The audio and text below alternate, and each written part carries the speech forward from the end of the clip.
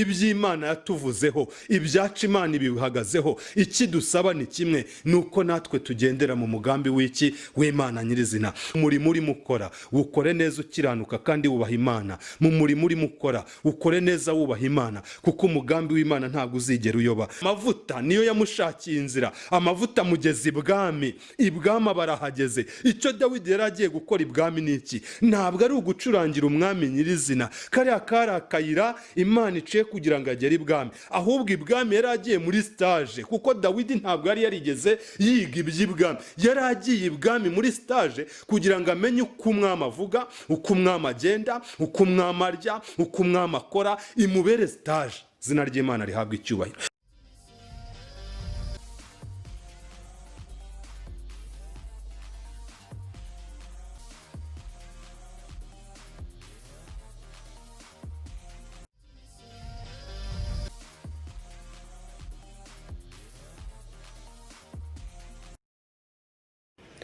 Twongeye kubashimira abakunzi b'Ikamba Karuvari TV kubw'uyu mwanya muduhaye wo gukurikirana ijambo ry'Imana. Amazina ni Mutangana Bosco, ndi umugabo ndubatse, mfite umudamu umwe n'abana. Imana iduhana umugisha. Reka mbere yuko tugira icyo dutangira kuvuga tubanze dusenge. Turagushimye Uwiteka, tugushimiye kuri Imana ishoboye byose, nta kibasha kurogoya umugambi wawe. Uduhaye uyu mwanya kugira ngo tuganire ku ijambo ryawe. Ndakwinginze Data wa twese wo mu ijuru, unyemerere buri muntu wese ugiye kumvira ijambo, Uwiteka ahabwe umugisha. Ntashye imbaraga z'umwijima mu izina rya Yesu Kristo. Nyemerera Data wa twese ubane natwe muri aka kanya, ibyo ushima kandi ushaka biba ari byo biba. Urakoze, ni mu izina rya Yesu mbisabye nizeye, amen. Imana ibaha umugisha. Nari ndimo mbabwira ngo tugiye kuganira ku ijambo ry'Imana rifite umutwe uvuga ngo umugambi w'Imana ntuyoba. Imana yacu nishimwe. Umugambi w'Imana ntabwo uzigera uyoba, umugambi w'abantu urayoba, ariko uw'Imana ntuyoba. Tuganire kuri ijambo riri mu gitabo cya mbere cya Samweli, ibice 15 ku murongo waho wa 6 kumanuka aho turi bugarukire. Ijambo rivuze aho yite Eli araguyu imbere, ariko ntu kwari na mugabe, kuko wite abantu bareba buga Imana nishimwe. Haleluya. Tugiye rivuga ntabwo ujya uyoba. Uyu ni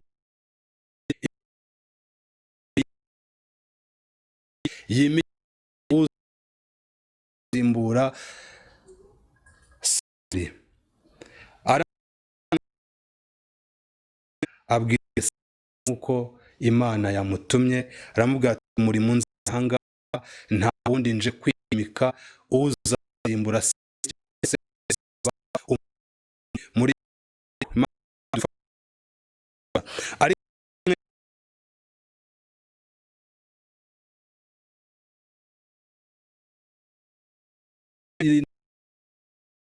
uwo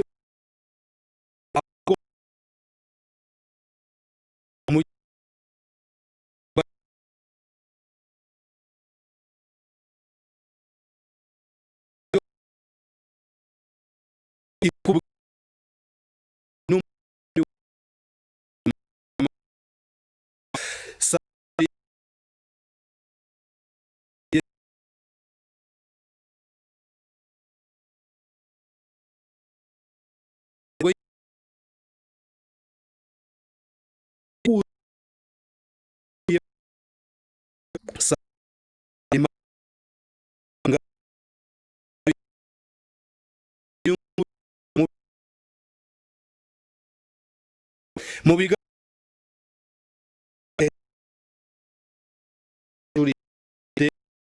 mu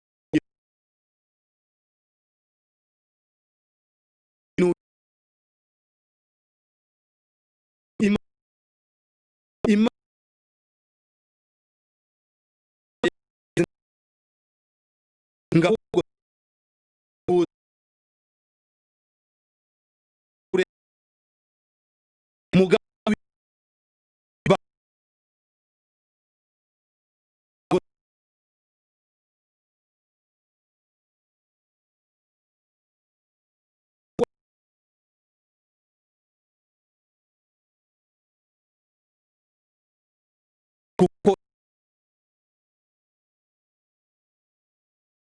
ngo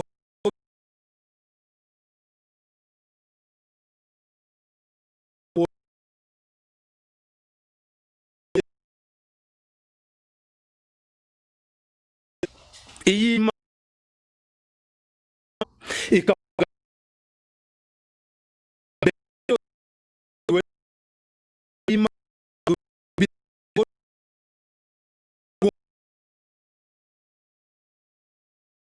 no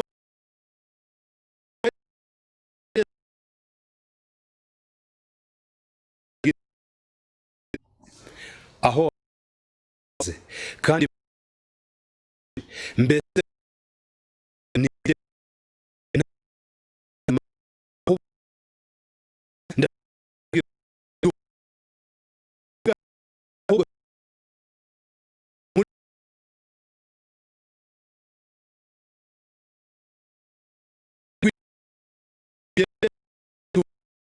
dukore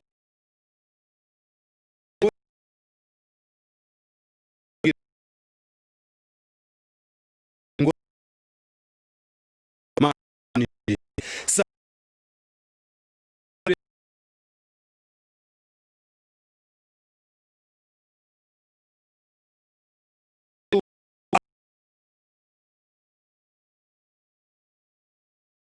igihe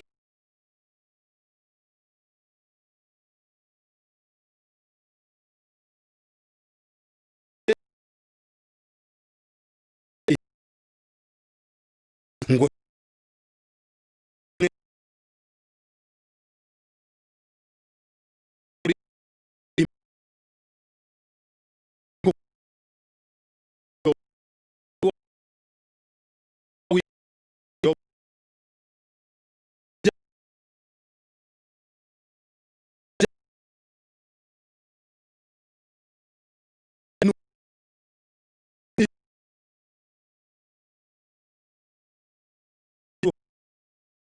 kuko iryo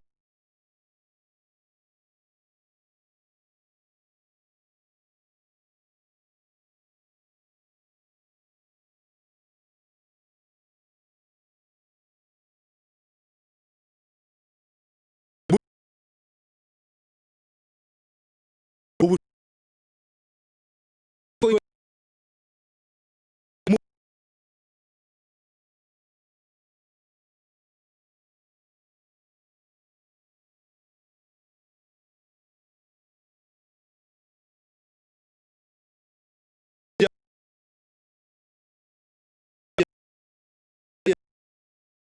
uwo igihe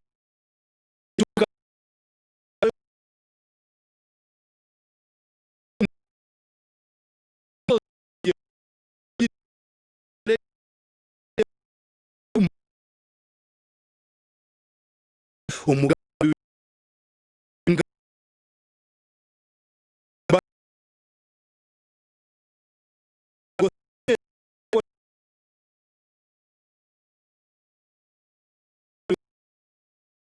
no ko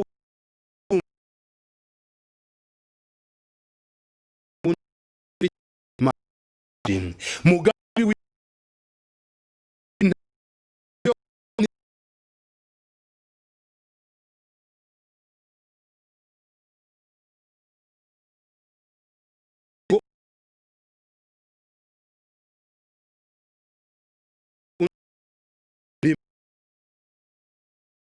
uwo nguwo n'icya n'ukujya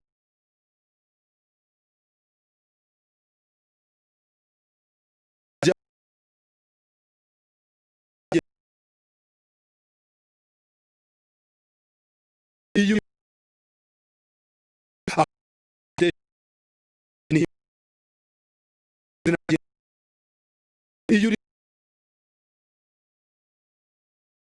uri mu igihe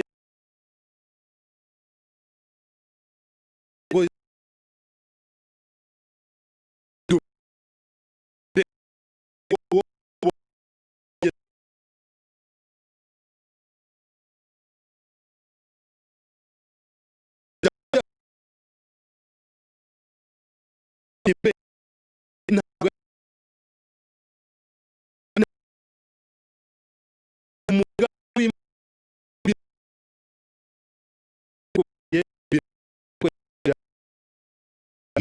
ahubwo Dawidi iramubwira ngo mu rugo nawe ukeneye Mana imwe ngo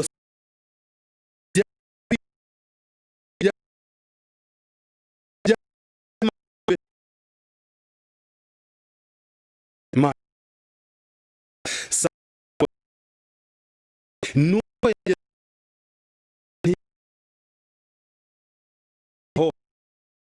ese ngo Dawidi Mana ngo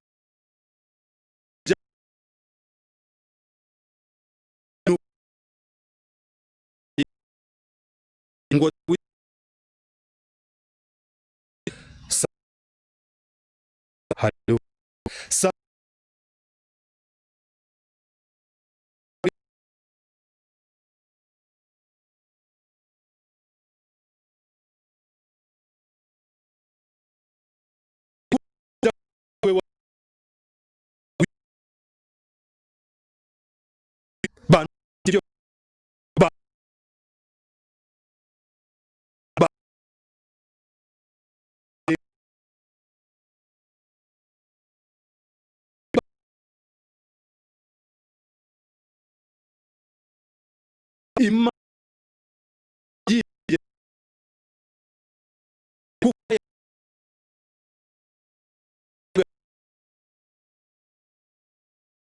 mu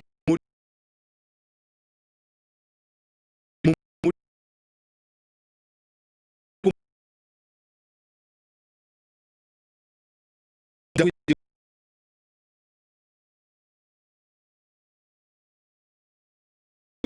nawe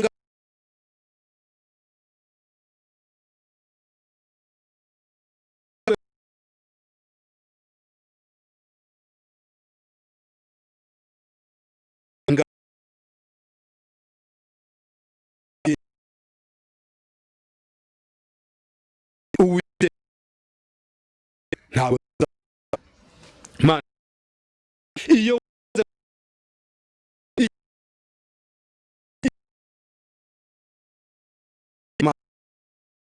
Imana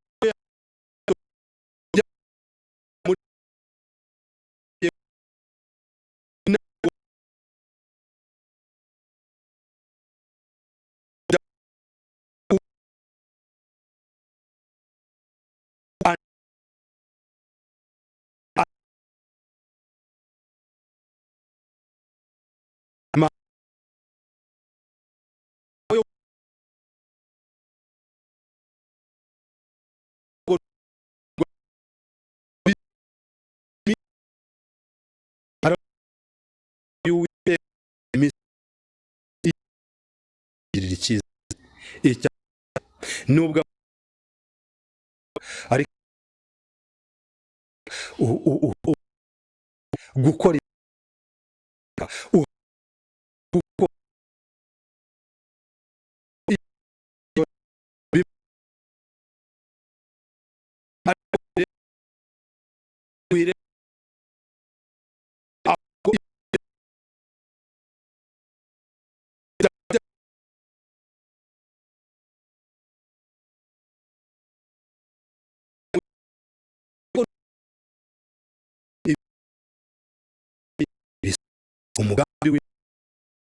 ikima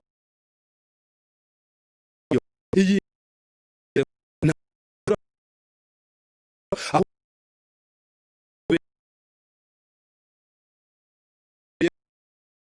kuba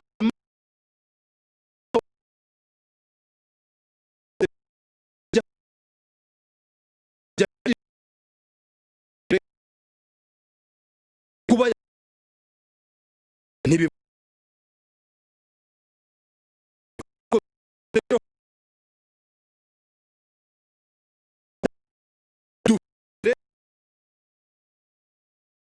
Imana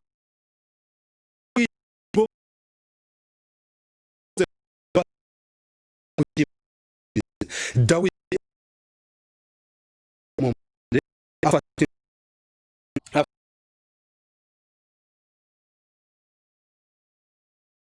haleluya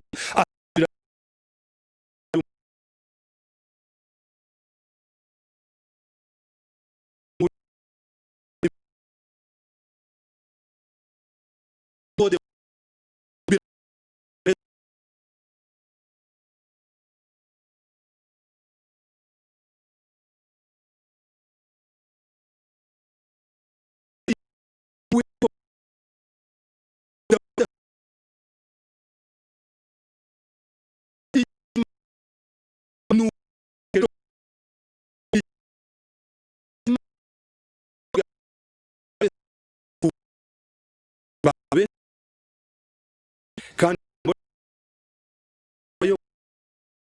nibo Dawidi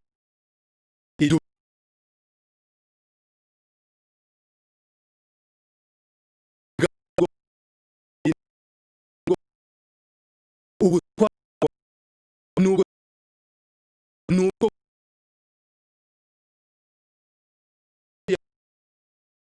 kumurongo umuntu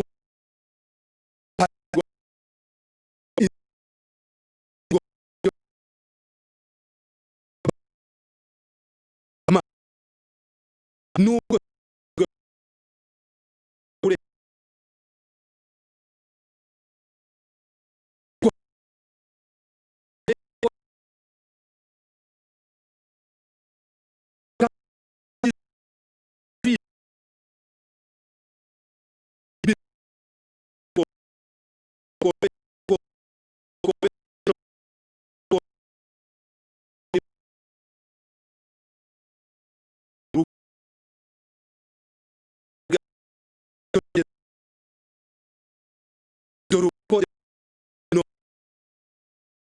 teka mana umuntu buri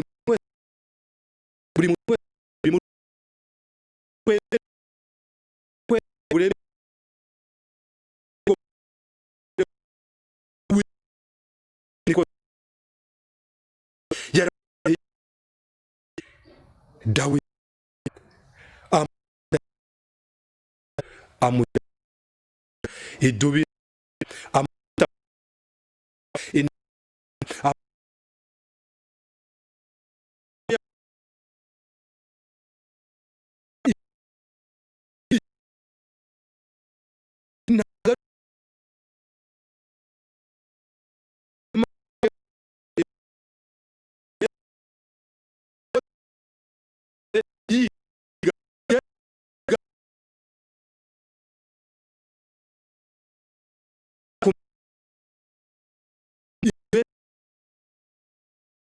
mbere yuko Imana igutabara izabanza ikugeze nyirizina mu muntu uri mu butabazi bw'Imana yavuze ku buzima bwawe. Mbere yuko Imana ikugeza mu mugisha Imana yakubwiye, izabanza ikwicazanye n'umuntu uri mu mugisha umeze nk'uw'Imana yagize gute yakubwiye. Ntabwo Imana ari kubaza Morodekayi ngo imubaze ngo mbese umuntu umwami akunze kubaha bamugirira gute. Iyi Imana ibaza Morodekayi, umwami akaba ari usanga Morodekayi ku irembo.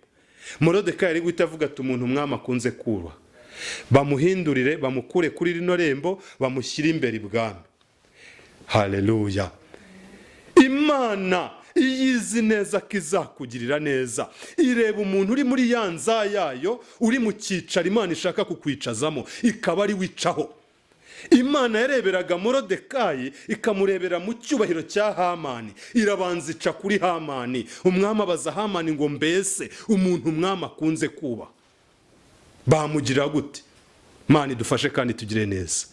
Imana nijya kugutabara, we mukobwa uri munyumva, wa musore unyumva, wa mugabo unyumva, wa mubyeyi unyumva, we Imana igiye gutabara umwana w'umukobwa wayubashye. Ntabwo izamubaza akiri mu butayu ngo umukobwa Imana ikunze kuba igiye gukorera ubukwe yakwambara iyihe kanzu. Birashoboka ko wahita uvuga iyo mu Gatenga kuko niho utuye, cyangwa iyi Murambi, za zindi ziri muri Murambi. Ariko Imana izagenda igere ku muntu wamaze gukora ubukwe busa n'ubwo uzakora, imubaze ngo umuntu umwami akunze kubaha ni iyihe kanzu yakwambara. Niba yarayikuye muri shika azahita avuga ngo umuntu umwami akunze kuba yakwambara ikanzu iturutse muri shike.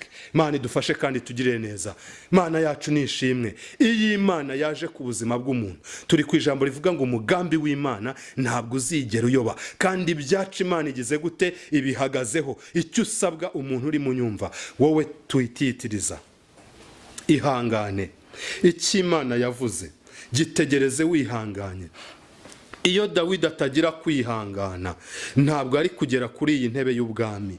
Yaranzwe no kwihangana. Hari aho yanditse muri Zaburi ya 40, aravuga ngo nategereje Uwiteka nihanganye, antegera ugutwi yumva gutaka kwanjye, ankura mu rwobo rwo kurimbura no mu byondo by'isayo, ngashyira ibirenge byanjye ku rutare. Uru rutare yavugaga ni Kristo wiringiye. Kristo, iyo uri muri Kristo ntabwo iterabwoba by'ubuzima urimo riza ari gutera ubwoba, ahubwo ureba bwa buzima ukabasha kubuhanurira, ureba bwa bukode ukabasha kubuhanurira, ureba ya mibereho y'ubushomeri ukagira amagambo. Ikibazo ufite gikeneye kumva ukihanurira, ikibazo ufite gikeneye kumva ukibwira ngo wa kibazo we, nubwo uhagaze ariko mfite Imana ishoboye gusenya uyu musozi.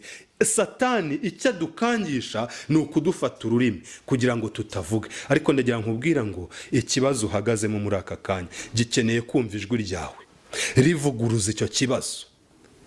Imana idufashe kandi tugire neza. Aravuga ngo benshi bazabireba, muri iyo Zaburi ya 40, benshi bazabireba batinye, nibamara gutinya biringira Uwiteka. Baziringira Uwiteka gute? Ntabwo abantu baziringira Uwiteka bitewe n'uko urimo ubabwiriza ubutumwa bwiza cyane, ahubwo birashoboka ko baziringira Uwiteka bitewe n'ubuzima Imana yakunyujijemo, bitewe n'ubuzima Imana irimo irahindura. We banza ubabwire, wibahatiriza kwemera Imana. We genda ubabwire. Ijambo ry'Imana ngo genda ubabwire nubwo ari ab'inzu y'abagome. Ndabizi neza yuko batazemera, ariko igihe kizagera bemere ko ari we wantumye. Birashoboka ko Imana yakunyuza kubanza kubabwira ukiri muri bwa buzima bwo gupfundikanya, ariko ntacyo bitwaye. Komeza ugende ubabwire. Uwo Dawidi yari kubwira ko azaba umwami ari mu ishyamba, ari mu ntama, ntabwo ari kubyemera. Ariko Dawidi aravuga muri Zaburi ya 40, aravuga ngo benshi bazabireba batinye kuri 4b yaho, nibamara gutinya biringira Uwiteka. Tugeze mu gihe tugiye kuvuga Imana atari iminwa yacu ivuze, ahubwo imirimo n'ibitangaza ku buzima bwacu ari byo birimo bivuga Imana. Imana idufashe kandi tugire neza. Tugeze mu gihe tugiye kuvuga Imana isohoza amasezerano. Aho watinze abantu barimo bagupfobya, Imana ikahasohoreza ya masezerano yavuganye nawe. Ayo masezerano akaba ari yahamye Imana. Wahamije Imana, uhamye Imana uri hanze. Abantu baravuga ngo iyo Mana urimo uvuga itagukura hanze ni Imana bwoko ki? Igihe kirageze ukavuga Imana yaraguhaye inzu. Yanze Imana yakubwiye ikaba ari ikuvugira ubuhamya, ikaba ari ivuga ubutumwa, izina ry'Imana rigahabwa icyubahiro. Icyo ngusaba ndimo soza ni iki? Ndagusaba kugira ngo utuze. Dawidi muri no Zaburi yaravuze ngo nategereje Uwiteka nihanganye, antegera ugutwi yumva gusenga kwanjye. Ndashaka kukubwira we muntu wasenze, warugeze ahantu urambiwe, ndashaka kukubwira ijambo rikubwira ngo Imana yumvise gusenga kwawe. Ahubwo tuza. Hari ikosa tujye tugira mu gusenga. Tugasenga, wamara kuvuga ngo amen, ugahita ufata Bibiliya n'igitabo cy'indirimbo ugataha. Niba umaze gusenga, fata akanya utuze, urindire Imana wumve icyo nayikubwira. Tumaze igihe dusenga, ariko ntiduhe Imana akanya ngo nayo itubwire. ugasenga ugahita umera nk'umuntu imvura inyagiye, ugahita uhaguruka wiruka. Banza ufate akanya ubwira Imana ngo Mana, nasenze kandi wumvise, ariko ntari nava kuri uyu musozi, ntegereje kumva icyo umbwira. Byabura niba wakoresheje amasaha 2 usenga, fata indi saha imwe yo gutuza, uturize imbere y'Imana. Dawidi aravuga ngo nategereje Uwiteka nihanganye, antegera ugutwi yumva gutaka kwanjye, ankura mu rwobo rwo kurimbura no mu byondo by'isayo. Aravuga ngo ndetse yashyize n'indirimbo nshya mu kanwa kanjye. Birakwiriye ko wasenze, birakwiriye kutega Imana, ufata akanya ukorindira kumva icyo Imana ivugana nawe. Dawidi arangije ibyo byose Imana yamucishijemo imugezi ibwami ahagera atagiye kuba umwami, ahubwo agiye kwiga. Yari ari muri stage. Umwami avuga ate? Umwami agenda ate? Umwami arya ate? Hari ibintu Imana idashobora guhita ikwicazamo bitewe nuko ibikwicijamo wahita usara cyangwa se ukaba undi muntu. Ahubwo Imana irabanza ikagutegura buhoro buhoro kugira ngo izakugeze mu mugambi w'Imana nyirizina. Izina ry'Imana rihabwe icyubahiro. Imana igejeje Dawidi hari ibwami. Ikindi kintu Dawidi yari agiye gukura ibwami ni iki? Yari agiye kuhabonera ikimenyetso cy'uko nyirizina agomba kuba umwami. Mana yacu nishimwe. Ikimenyetso cya mbere Dawidi yaboneye ibwami ni ukwambara imyambaro y'umwami Sawuli igihe Dawidi yari agiye kurwana na Goliyati. Umwami arangije ngo afata imyambaro yiwe yambika Dawidi. Amaze kuyimwambika ngo Dawidi ateye intambwe asanga atarigeze yica idubu yambaye ibi bintu, ahubwo abona ko ari ikimenyetso cy'ubwami yambaye. Arangije akuramo iyo nifomo ayihereza umwami, aramubwira ati njyewe nzaterana Goliyati, amabuye niyo nzamwicisha, inifomo yawe yisube. Cyari ikimenyetso. Ibwami yari agiye kuhakura ikimenyetso. Igihe cyo kuba ibwami kigeze asubira mu butayu. Twihuse dusoza, yanditse Zaburi 125 aravuga ngo abiringiye Uwiteka. Mana yacu nishimwe. Twari turi ku ijambo rivuga ngo umugambi w'Imana ntuyoba. Abiringiye Uwiteka badafite ikindi kintu biringiye. Iyi Mana ntabwo igikunda ko tuzi imbere yayo twiringiye ibindi bintu ku ruhande. Birashoboka ko iyi Mana iza gutabara Dawidi akiringiye Shama, izina ry'Imana ntabwo ryari kugaragara. Iyo uje imbere y'Imana ukiringiye anko wawe, Imana ibiretse gukora, ahubwo ikabanza ikakwereka ko anko wawe nta kintu yakora. Wamwandikira message ntayisubize, wamuhamagara kuri telefone ntagufate, wajya no kumusura agahita akubwira ati hari ahantu naringiye. Ibyo byose bimaze kuvaho. Abiringiye Uwiteka. Mana yacu nishimwe. Ntabwo Imana ishobora kuguha ibintu ukiringiye umuntu runaka, ahubwo irabanza ikagukuraho ayo mashami yose ugasigara uhagaze wenyine. Wamara kuvuga ngo ndakwiringiye, Imana ikaba ari bwo ikora. Dawidi aravuga ngo abiringiye Uwiteka bameze nk'umusozi witwa Siyoni utabasha kunyeganyezwa. Ndagira nkubwire we muntu uri mu ntega amatwi aka kanya, komeza wiringire Imana. Uyiringire nk'ishoboye byose, uyiringire nk'inyembaraga. Kura amaso ku bantu, kuko nukomeza guhanga amaso ku bantu bizagutinza ku musozi uriho. Uzahamagara abantu, uhamagara abantu, ariko numara gukura amaso ku bantu ugahamagara Uwiteka, Data wa twese azaza agukure kuri uwo musozi. Izina ry'Imana rihabwe icyubahiro. Aravuga ngo abiringiye Uwiteka bameze nk'umusozi wa Siyoni utabasha kunyeganyezwa. Iyo uri mu kigeragezo wiringiye Imana, ntabwo unyeganyezwa nuko wahamagaye umuntu ntiyitabe, ntabwo unyeganyezwa nuko wagiye gusura umuntu ntaguhe ikaze cyangwa se ntafata umwanya wo kukuganiriza, ahubwo umenye igihe urimo. Mana idufashe kandi tugire neza. Hari igihe ijambo ry'Imana ratubwira muri Yobu ngo hamagara noneho hari uwakumva. Mana idufashe kandi tugire neza. Hari igihe uhamagara abantu ntibitabe, ariko iyo wahamagaye Imana iraza. Menya igihe cyo guhamagara abantu, umenye n'igihe cyo guhamagara Imana. Menya igihe. Umuririmbyi yararimbye aravuga ngo urugamba ndimo kurwana rurakomeye. Ngiyo ruza kuba urugamba rwo mu mubiri, nari guhamagara inshuti. Uru rugamba rwo mu mwuka, nshuti y'umusaraba, ruragoye. Ni urugamba urwana uri kumwe n'umugore ntamenye kuri murarurwana. Ni urugamba urwana uri kumwe n'umugabo ntamenye kuri mururwana. Ni urugamba urwana uri kumwe n'abana, abana ntibabimenye. Ni urugamba rw'umuntu ku giti cye, kuko iyo avuganye nawe niyo kwizerwa. Iyi Mana ndimo mbabwira ni Imana iteye iteye ubwoba. Ni Imana ivugana n'umugore aryamanye n'umugabo, umugabo ntamenye iby'Imana ibwiye umugore. Menya umwanya urimo, umenye umwanya urimo uhamaгаriramo Imana, umenye ngese Imana irashaka ko ngenda gute. Ariko ijambo naje kukubwira muri uyu mugoroba, umugambi w'Imana ntabwo uzigera uyoba. Uw'abantu wayoba. Umuntu yaza avuye Nyabugogo agusanga Kimironko, imodoka igahita imukoresha impanuka agapfa. Ariko Imana twiringiye ntabwo izaterwa ubwoba na dodani bashyize mu muhanda, ntabwo izaterwa ubwoba na feruje ziri mu muhanda, kuko iyo yaje iba yaje. Iyo nindakumirwa, Imana iyo yaje iba yaje. Komeza wiringire Uwiteka. Uwiteka naza ku buzima bwawe, izina ry'Imana rizahabwa icyubahiro. Umuntu yazaje kukugirira neza agahura n'umwanzi wagahita muguteranya agasubirayo, ariko Imana si uko ikora, ntirya ruswa. Imana idufashe kandi tugire neza. Umugambi w'Imana ntabwo uyoba. Reka dushime Imana muri iri sengesho, ngusaba kugira ngo ukomeze wiringire Imana, wiringire Imana, wiringire Imana. Ijambo ry'Imana rirambwira ngo hahirwa uwihanganira ibimugerageza.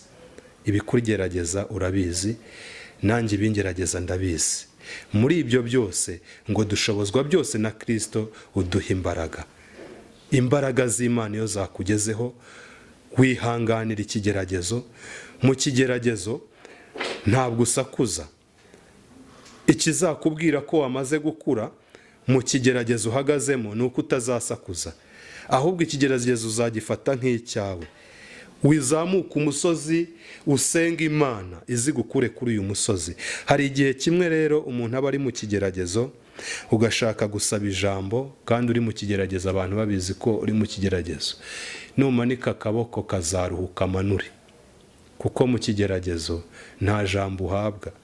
Niyo urihawe uza uvuga ibibazo, ibindi bariho ntabwo bireba, ahubwo uza wivugira ibibazo byawe.